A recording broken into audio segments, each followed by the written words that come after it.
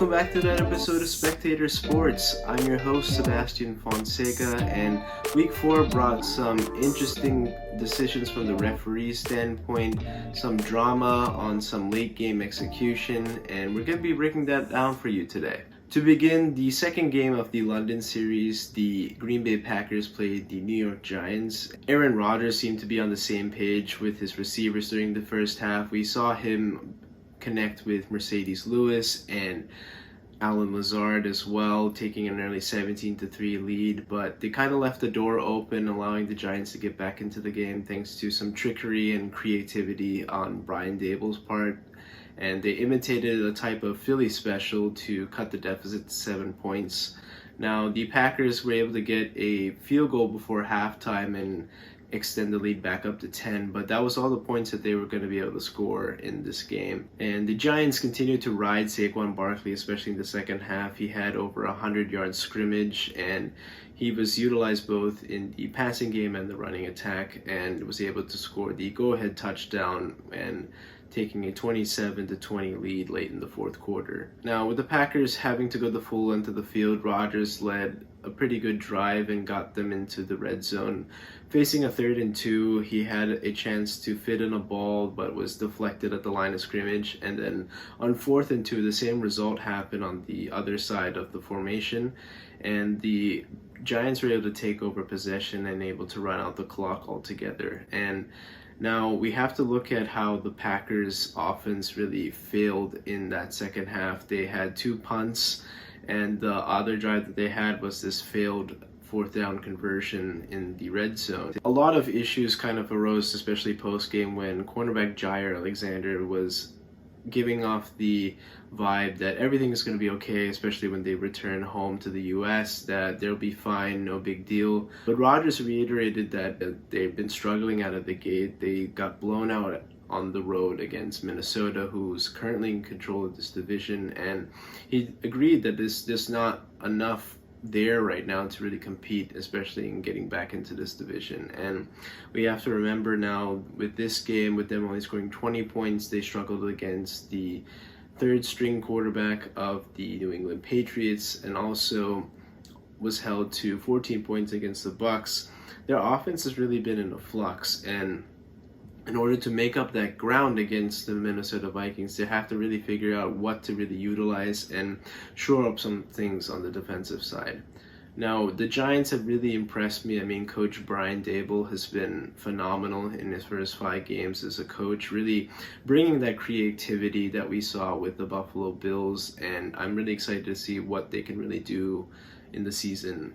Now, moving on to Pittsburgh at Buffalo, the scoring was opened up thanks to a 98-yard bomb from Josh Allen to Gabriel Davis. And now this is Kenny Pickett's first start in the NFL, and he had a decent opening drive, I must say. He had an opening drive field goal, but after that, it led to 3 consecutive 3-and-outs, a missed field goal, and an interception. And in that time, the Buffalo Bills were able to virtually end this game, where they took a 31-3 lead at halftime. And he continued to struggle. He threw another interception in the second half, and the offense was totally shut down. I expected a little bit more out of quarterback Kenny Pickett, who had a full week of practice, but he gave up 2 more interceptions, and that brings his total now to 5 on the year with no touchdown passes. He needs to really do a better job of holding onto the ball and reading through his progressions. For Buffalo, this was a much-needed offensive explosion. The last 2 games, they were kind of held in check against Miami and Baltimore. Now, with 38 points and Josh Allen putting up over 450 total yards and 4 touchdown passes, that is a spectacular day for him.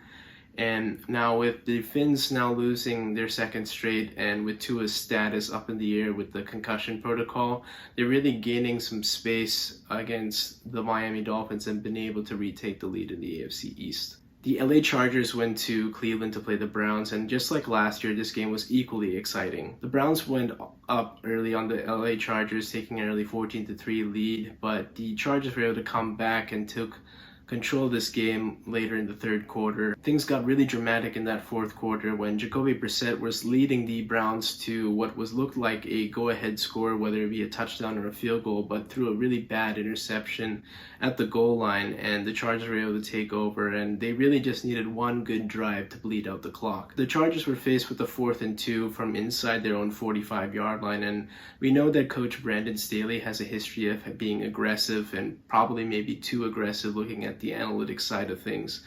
And he decided to go for it, and the Chargers failed to convert that 4th and 2, thus giving the ball back to the Cleveland offense with only like 10-15 yards or so to get into adequate field goal range. The Browns offense really couldn't take advantage of this good field position, and they had to settle for a 54-yard field goal attempt which sailed wide right, and this really bailed out Brandon Staley's decision to go for it on that previous 4th and 2. And I have to harp back to Coach Brandon Staley. I mean, I like analytics myself, but I believe this is very reckless. I mean, last year his decisions really cost them a few games, and now this one very nearly did as well.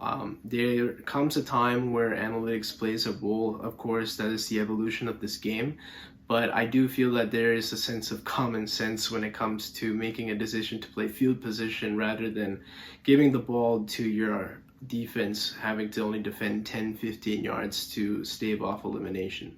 Now moving on to the Chicago Bears at the Minnesota Vikings. Minnesota had to rally late to take a 29-22 victory, and Justin Jefferson really has been so explosive in the last 2 games, now going over 150 yards receiving in this game. With the Vikings down 1, Kirk Cousins was able to get the go-ahead score, taking it himself on the 1-yard line. And this was coupled along with Justin Jefferson converting a 2-point conversion attempt to take a 29-22 lead. With the Bears driving into Vikings territory, Vikings cornerback Cameron Dantzler was able to strip Amir Smith-Marset and able to seal the game on that fumble recovery. Now with that only one blemish on the Vikings resume, I say their offense looks really potent. Even Dalvin Cook had a couple rushing touchdowns and over 90 yards rushing today. And if they're able to keep this up and play at this type of level, they're going to be a really dangerous team in the NFC. Now moving on to Tampa Bay taking on the Atlanta Falcons, the Bucs were able to snap their 2-game losing streak and continue Tom Brady's undefeated streak against the Atlanta Falcons. Now, the Falcons being down 6, they really needed to stop to get their offense a shot at taking the lead, and they seemed to get their wish with Grady Jarrett rushing off the edge and sacking Tom Brady, which was a drive-ending sack. However, the refs threw a flag saying that this was unnecessary roughness on the quarterback, where he was violently swung to the ground. And you can see here on the replay, in even full time, that this probably could be an overreaction to the whole Tua incident that happened on Thursday Night Football last week. Now, this swing is far less violent, and you can also see that Tom Brady kicked Grady Jarrett to get him off of him, and there was no foul for that. And I don't really see what Grady Jarrett did wrong. You can see that he grabbed Tom Brady by the waist and put him down to the ground. Now, there's no head-to-head contact, no shoulder-to-head. He didn't go low. And now see, this is a quote by referee Jerome Berger, who's kind of doubling down, saying that there is excessive force there. This is obviously a judgment call, but I'm not really sure what he's seeing here. And due to that, there's just so many implications to that. I mean, the Bucs were able to first run out the clock and win this game. Now, a lot of other sports have been doing what's known as a third umpire or a sky judge per se, someone to overrule an on-field judge. And I think that's something the NFL needs to implement as well, where there's too many things that can be happening in full time, and it's up to a crew to do this, and the refs aren't really held accountable either. I mean, the biggest penalty is that the refs may not be officiating playoff games, which is great. They need to have the best referees in the playoffs, but even so, they need to find a way to police referees, hold them accountable, because there's just so many implications to this, and there's no excuse for these types of calls being missed. Now moving on to Tennessee at Washington. This is the Titans' 3rd win in a row after that early 0-2 start, and with their division rivals also faltering the past couple of weeks, they're really gaining an edge in that division race in the AFC South. And Wentz had a really good showing today until the last moment of the game. He had, up to that point, over 300 yards passing, a couple passing touchdowns as well, but throwing a ball into double coverage when the game is on the line is not a good idea, and the game was ended there on that interception, and the Titans were able to hold on to the victory. With now Washington dropping to 1-4 on the year and things rapidly deteriorating in the nation's capital, Ron Rivera may be having to change quarterbacks mid-season. Now moving on to the late afternoon games, we saw the San Francisco 49ers taking on the Carolina Panthers. And the 49ers have been riding a formula of tough defense and a strong running game, and with Jimmy G sprinkling a couple good high-quality passes to guys like Deebo Samuel, Kittle, the tight end, and Brandon Ayuk, the Niners look really dangerous. I mean, they were able to hold the Panthers offense to 15 points on the day, with them providing 37 of their own, including a pick six. But the problem is they suffered a lot of injuries in this game, with Emmanuel Mosley tearing his ACL and being out for the rest of the year, Jimmy Ward breaking his hand, and also they had Joey Bosa suffering a growing injury, and their kicker Robbie Gould now missing time with a knee injury. And that is a lot of production to replace. That is your best pass rusher, that is your kicker, and both two very high quality cornerbacks, one having a pick six in this game as well. And the way the NFC West is looking, the Niners seem to be poised to getting a lead and really sustaining it despite these injuries. As long as Jimmy G is playing smart football and not turning over the ball, they're able to find ways to generate a pass rush and fill in those gaps with the losses at cornerback. I think the Niners are going to be in good position to take the NFC West. Now transitioning to the Dallas Cowboys and the LA Rams, the Cowboys have been riding their stingy defense for a string of games, and that was displayed again on Sunday afternoon, with the Cowboys being able to provide a really hard pass rush, really bothering Matthew Stafford, forcing him into 3 turnovers, 1 fumble recovery being taken back to the house by DeMarcus Lawrence. The Rams were able to get back into the game and take the lead with this really nice play by Cooper Kupp with a touchdown catch and run of 75 yards. But after that, that was it for the entire day for the Rams offense. Pollard was able to take it in from 57 yards out for a touchdown run and really made things hard for the struggling Rams offense to keep up. Micah Parsons returned to the scene, having a really nice day, sacking Matthew Stafford twice, and he had to lead the game briefly due to injuries to his groin area, but able to come back to the game and still make his presence known. And now with LA dropping 2 in a row and 1 being to the San Francisco 49ers, they really need to wake up soon. Their offensive line is mediocre or even bad, especially against these elite defensive lines, and they're just not providing Matthew Stafford enough time to sit back and really scan the field. And Dallas has really responded after the opening day loss. I'm really happy to see how their defense has been able to carry the team, and their offense, despite not being too explosive, they're doing what they need to do. They make the right timely plays, whether it be CeeDee Lamb, Cooper Rush managing things, Tony Pollard too.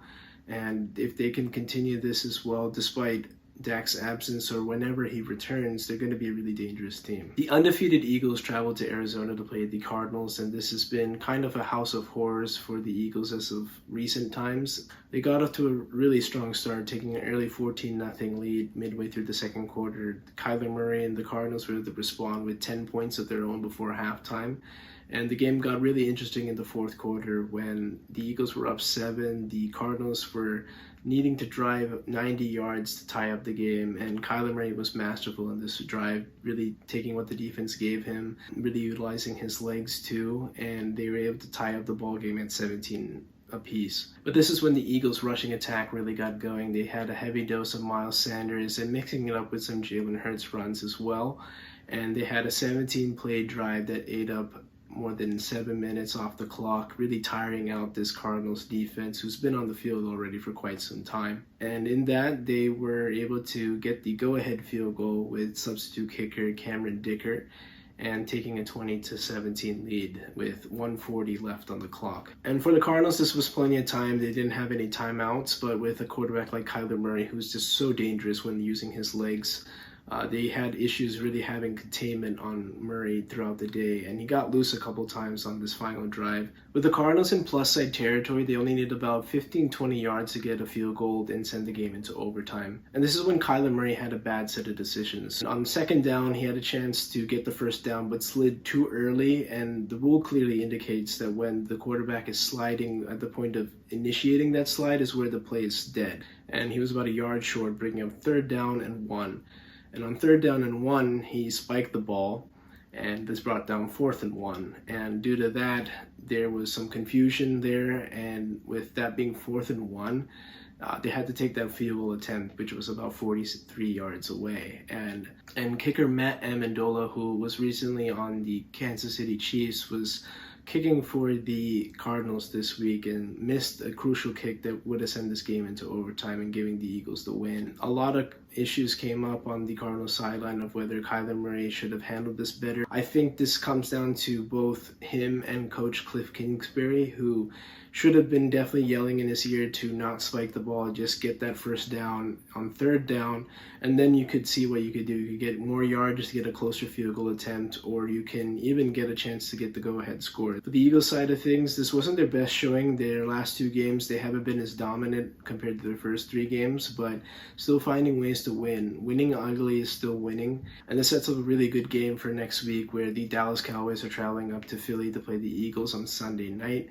And this is for supremacy in the NFC East. The Cincinnati Bengals took on the Baltimore Ravens on Sunday Night Football. The Ravens are coming off a home loss to the Buffalo Bills, and this has been their 5th loss in a row. All of those games they've blown leads into, and those demons were coming back to the Ravens again, where they had an early 10-0 advantage in the first quarter, and the Bengals were to tie it up going into halftime. Now in the second half, the Ravens were able to take advantage of a Joe Burrow interception and extend their lead. The Bengals were driving the ball deep into Baltimore territory, but issues arose at the goal line where they tried to run a Philly special, but it was botched and they had to take a sack, losing about 10 yards. And then on 4th down, they threw an incompletion. And on the spectrum of things, I was fine with this decision, but it was a really poor execution that could have resulted in them taking the lead. Another field goal led to the Baltimore Ravens taking a 16-10 lead, and the Bengals needed one last gasp to get the victory. Being down 16-10, the Bengals needed to drive the whole length of the field to take the lead. And Joe Burrow was pretty good on this drive. He really connected with his receivers and took it in himself for the go-ahead score. The problem was they left too much time on the clock, and with a kicker like Justin Tucker, they don't need to get too far to get into his range. Lamar was masterful on this 2-minute drill, really taking what the defense gave him and utilizing his legs. And Justin Tucker was able to kick the game-winning field goal as time expired, and the Ravens were able to take a 19-17 victory and claiming first place in the AFC North through 5 weeks. Now on Monday Night Football, the Raiders took on the Kansas City Chiefs, and the Raiders really got off to a really strong start, taking an early 17-0 lead. And now when you play the Kansas City Chiefs, you always have to play aggressively. You have to go for 2-point conversions. You have to go for those 4th and 1s, 4th and 2s. And the Raiders faced a similar situation to this. In the first quarter, they were facing a 4th and 1 inside their own 45-yard line, and they decided to dial up the launch codes to Devontae Adams, who had a really nice route on a post route to get open, and Derek Carr connected with him from 58 yards out to take an early 7-0 lead. And in the second quarter, they really rode the ground game with Josh Jacobs. They were being physical. He was running angry, mad, running over defenders left and right. And he had 79 yards in the first half alone, and it was capped off by a rushing touchdown to take a 14-0 lead. Now, the Chiefs were able to get back into this game, stopping the Raiders' offense a couple times and holding them to field goals and reciprocating that with 10 points of their own, including a 59-yard kick at the end of the half. And now there was a controversy in the second quarter where Chris Jones sacked Derek Carr, and in that process he landed full weight, or at least most of his weight, on Derek Carr, and with that this brought up a flag that the officials called for roughing the passer, and this took away a strip sack. As Derek Carr was falling to the ground, he lost possession of the ball and Chris Jones was able to recover it. And with the Raiders up at that point. This could have been a totally momentum changing call altogether, and the Raiders were able to get an additional 15 yards from it and tack on another field goal. Problem is that the refs have been kind of overcompensating after this whole Tua incident that happened a couple weeks ago, and I don't really know what officials or the NFL expect defenders to do. Defenders have to face offensive linemen who have probably 50 pounds on them, and they have to twist, they have to fight through blocks, they have to get over cut blocks below their knees and suffer high collisions as well. And where's the respect or the protection for the defenders? I mean, they're doing everything they can to limit these high-powered offenses in a league where the rules have been favoring the offense for the last 20 odd years. And when you take those away, that takes away from the physicality of this game. Of course, I want them to protect players from head injuries especially, but now to compensate for that, now just landing on a player full weight, I mean, those are part of the game. Chris Jones did everything he could to not just pancake Derek Carr to the best of his abilities. He did put his arm out and try to brace that fall to lessen the blow.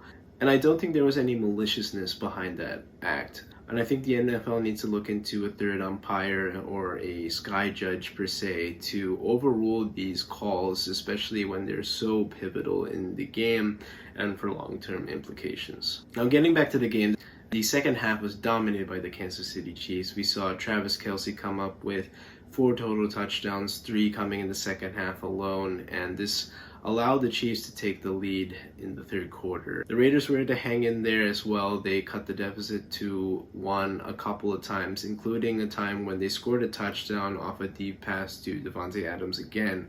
But this time, again, this is when you play the Chiefs, you have to go for 2. And in this case, I definitely agree with Josh McDaniels' call to go for 2. There was time, and the Raiders' defense at this point was not showing any signs of stopping this highly potent Kansas City offense led by Patrick Mahomes.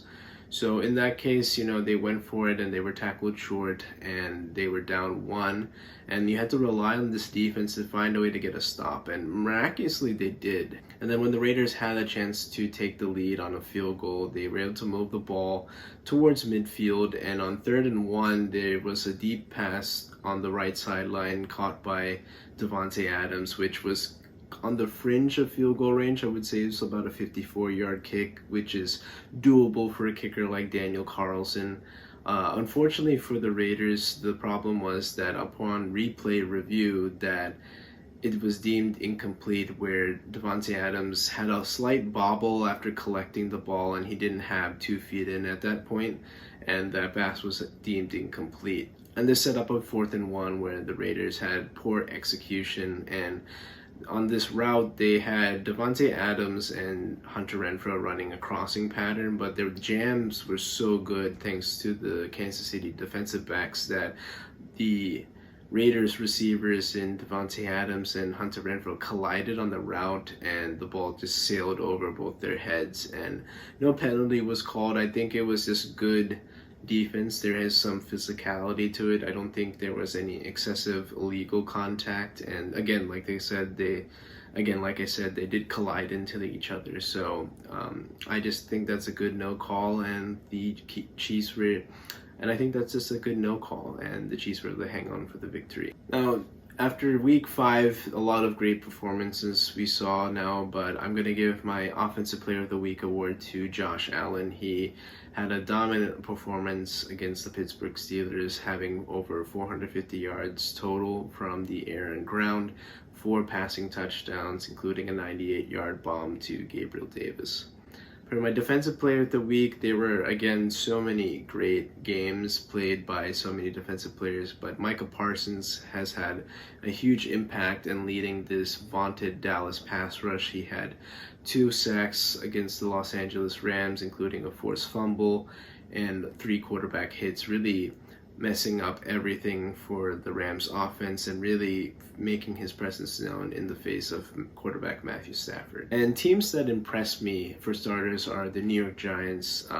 This year that their goal was to really just clear cap room and work on something long term. They're trying to maybe move off of Daniel Jones. They're trying to figure out Saquon Barkley's contract situation, and With that, though, there seemed to be something brewing in New York. The Brian Dable-led Giants have found a way to start out the season 4-1, and now you could say the first three victories were against lackluster competition, but after that, I mean, they were able to find a way to pick up wins still against a Packers team that a lot of the people said that it would be pretty successful in the postseason. The Cowboys again picking up their fourth straight victory in the absence of starting quarterback Dak Prescott. I mean, Cooper Rush has managed the game great. I mean, he hasn't made any plays for the Cowboys to lose or hasn't blown any games thanks to him. He's just done what his role is and what is asked of him. And I was really impressed with the defense really getting the face of Matt Stafford and bogging down on their running attack as well and making their presence known. They had a great day with 3 turnovers. And the last team that impressed me was the San Francisco 49ers. I mean, their defense is just so tough. They're clamping down on some pretty good offenses in this league, and their pass rush is notorious for getting in the face of quarterbacks, forcing turnovers. They had a pick 6 on the day. Nick Bosa had 2 sacks on the day as well, but he did suffer a growing injury, so we'll see what the Niners can do moving forward to replace this missing talent on the defensive side of things, but they seem to be really doing something special in San Francisco. And the teams that didn't really do any good for themselves this week to start off, the LA Rams, I mean, their offensive line continues to show signs of not being able to consistently protect through Matthew Stafford. They're not generating any type of running lanes for their backs. And other than Cooper Kupp, there is no receiver that really scares me. The other option I think is viable is Tyler Higbee, the tight end. But other than that, Matthew Stafford doesn't really have a lot of options to work with, and they're going to have to figure out how to make up for the production of Roy Woods from last year and also OBJ. And OBJ seems to be on the mend. He might be ready by November, and it's always possible for them to reunite and run it back just like they did last. The Green Bay Packers, like I said, they struggled to generate anything in the second half. Now they're on this troubling trend of not really scoring consistently. They have won 3 out of 5 games, but I just don't see enough to really say that they can compete with teams like the Vikings or the Eagles and other more potent offenses that can score a lot of points. And also the Carolina Panthers, I mean, they're on the brink of total rebuild right now. I mean, they fired Matt Rule on Monday, and now that Baker Mayfield's going to be on the shelf for a few weeks with a high ankle sprain, their season's pretty much done. And I expect a fire sale of sorts towards the trade deadline. They've been rumors of CMC already being available, and I look for teams like the Buffalo Bills to go after them. And that's it for this episode of Spectator Sports. Thank you so much for tuning in. As always, like and subscribe to the channel, comment with your takes, your reactions, your input. I always greatly appreciate it. And give us a follow on Instagram and TikTok. There's going to be a NBA preview in a special episode. I'm going to be bringing up a small surprise for this episode, and I'm going to be doing a deep dive into the upcoming NBA season. So stay tuned for that. And until next time, everybody take care.